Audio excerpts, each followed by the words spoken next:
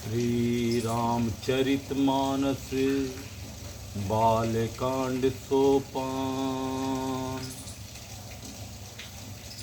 कहस्यु जदपि उचित अस नाही, नाथ बचन पुनि मेटि न जाही। सिर धरिया यशु करई तुम्हारा, परम धर्म यह नाथ हमारा।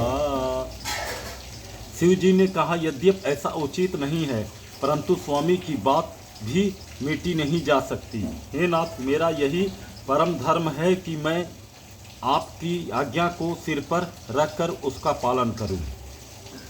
मात पिता गुर प्रभु के बानी, बिनहि विचार करई शुभ जानी। तुम सब भांति परम हितकारी, आज्ञा सिरे पर नाथ तुम्हारी। माता पिता गुरु और स्वामी की बात को बिना ही विचारे शुभ समझकर करना मानना चाहिए। फिर आप तो सब प्रकार से मेरे परम हितकारी हैं। हे नाथ, आपकी आज्ञा मेरे सिर पर है। प्रभु तो सेऊं सुनि शंकर बचना, भक्ति विवेक धर्म जुत रचना। कह प्रभु हर तुम्हार पन रहूं, अब उर राखूं जो हम कहूं।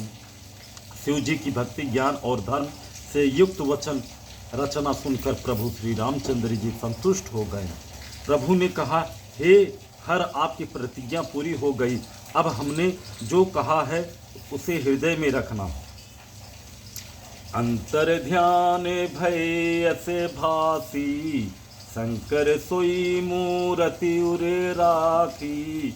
तब ही सप्त ऋषि शिव पही आए, बोले प्रभु अति बचन सुहाए।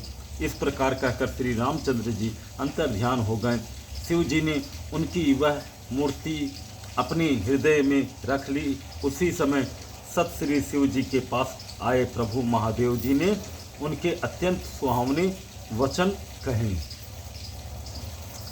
पार्वती पही जाए तुम रामा, प्रेम परीक्षा लेऊ सिया रामा। गिरहि प्रेरि पठवूं भवन रामा, दूर करऊं संदेह सिया रामा।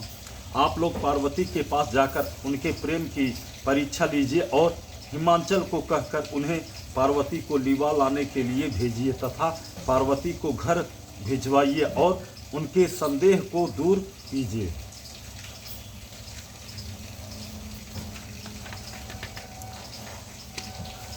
ऋषि ने गौर देखित है कैसी, मूर्तिमंत तपस्या जैसी। बोले मुनि सुन शैल कुमारी, करहु कवन कारण तपु भारी।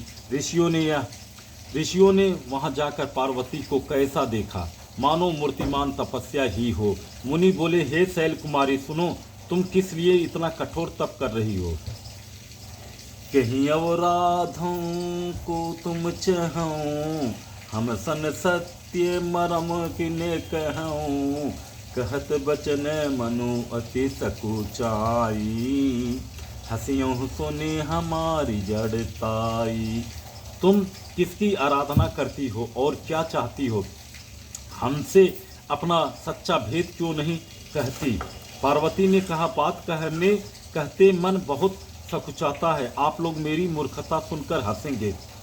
मनुहट परा न सुनई सिखावा, चहते बारी पर भीत उठावा। नारद कहाँ सत्य सोई जाना, बिंदु पखन हम चही उड़ाना। मन में हट पकड़ लिया है, वह उपदेश नहीं सुनता और जल पर दीवाल उठाना चाहता है। नारद जी ने जो कह दिया उसे सत्य जानकर मैं बिना ही पांख के उड़ना चाहती हूँ। देखो मुनि अविवेक हमारा, चाही सदा सी वहीं भर तारा। हे मुनियों, आप मेरा अज्ञान तो देखिए कि मैं सदा शिव जी को ही पति बनाना चाहती हूँ। सुनत बचन भी तेरी से रामा, गिर संभव तब देशिया रामा, नारद कर उपदेव सुनि रामा, कहूँ बसऊँ किसी गे सिया रामा। पार्वती जी की बात सुनते ही ऋषि लोग हंस पड़े और बोले, तुम्हारा शरीर पर्वत से ही तो उत्पन्न हुआ है, भला कहो तो नारद का उपदेश सुनकर आज तक किसका घर बसा है। अगली कथा दूसरे दिन। हर हर महादेव, जय शिव शंकर, जय श्री राम।